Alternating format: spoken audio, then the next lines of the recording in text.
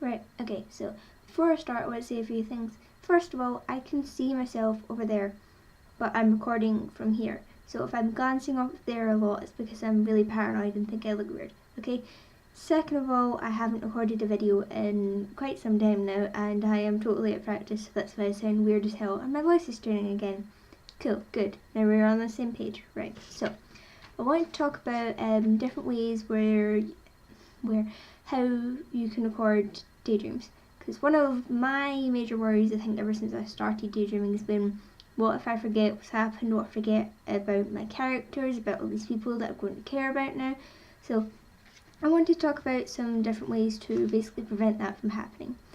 Before I get into that though, I really want to know if anyone else does this. For ever since I started daydreaming and got really into it, I have compulsively written down about a list of about 300 of my characters' names just off the top of my head, just like one after the other, completely focused on it.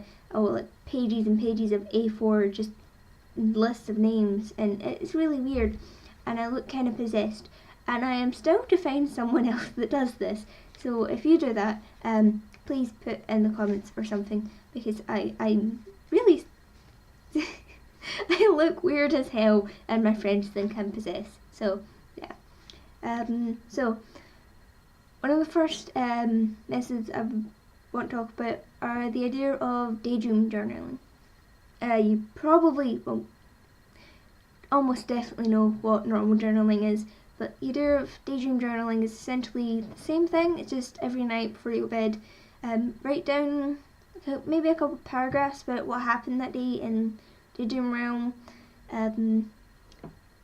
The only problem I'd say with this one is that if you're a daydreamer, sometimes you can daydream almost all day and you will get nothing of note, because you'll be going over old stuff that happened, or just creating the story that you're not going to want to keep later.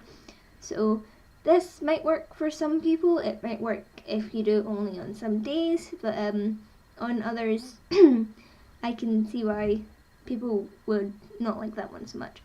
There's also the problem with this one that if you've been triggered all day, by the time triggered, wow, okay, I'm speaking Tumblr accidentally here. If you have been immensely daydreaming all day, and if there's something that you really think you're going to keep and have been really enjoying and really into, you're probably very tired, and by the time you decide to go to bed, you don't want to do anything other than sleep or daydream. So the idea of having to sit up and to continue to think and make a rational thought process to get things down in words used to really freak me out when I tried this. It works sometimes, it just some other days not really. Another one I thought maybe people could use is the idea of an immediate bullet pointed list of what happens every time you finish daydreaming. So maybe have even like 2 places for this. You'll have like a list of things that you don't think are going to stay but are interesting, and then a list of things that are going to be in the main story forever, yada yada. Another idea I had was a video journal where, because I know a lot of daydreamers, including myself, could sit and talk at people for hours about their world if they're willing to listen. So the idea of that is that a camera is always willing to listen, as I have learned recently. So you could basically do that, sit and talk to a camera instead for however long you feel like. Every now and then just get out what's happened recently, who your favourite characters are at the moment, what they actually are, etc, etc, and see how that works. Another one I've got is the idea of weekly to monthly updates. So it's kind of like the journaling one, except every week, every month, every couple of months maybe, because you are much more likely to have had something to have happened between a week or a month than you are a day. There will be days, as most daydreamers know, where nothing will have happened, and that might distress you, so you might not want to write about that, which makes sense. In a week and a month, generally, something will happen.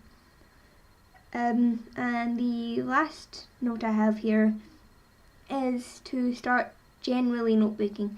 I don't know how to describe this properly, but ever since I started secondary school, I've kept a notebook on me at all times. It's for the most random of stuff, just whatever pops in my head. So there's random pieces of writing in it. there is random drawings in it, there's those lists of names I was talking about earlier, there's all kinds of stuff in it. So you might want to try doing that. I mean, it's not specific to daydreaming. That's the one thing about this one, is it's not specifically for that world and that kind of thing. It's just generally whatever thoughts you might have. But when I look back on my old notebooks, I tend to find that I do have a lot of stuff about the daydreams I was having at the time, and about the general stories that were going on and stuff. Well, it's not all that, it's mostly that. And I think that's why I enjoy looking back on them so much nowadays. But that is all I had. And yeah. If any of these don't work for you, I mean, you could just join me and write down long lists of names like a crazy person. And maybe then I won't feel so crazy. Who knows?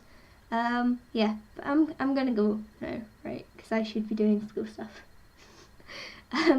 Right, so let me know if any of these worked for you, and bye.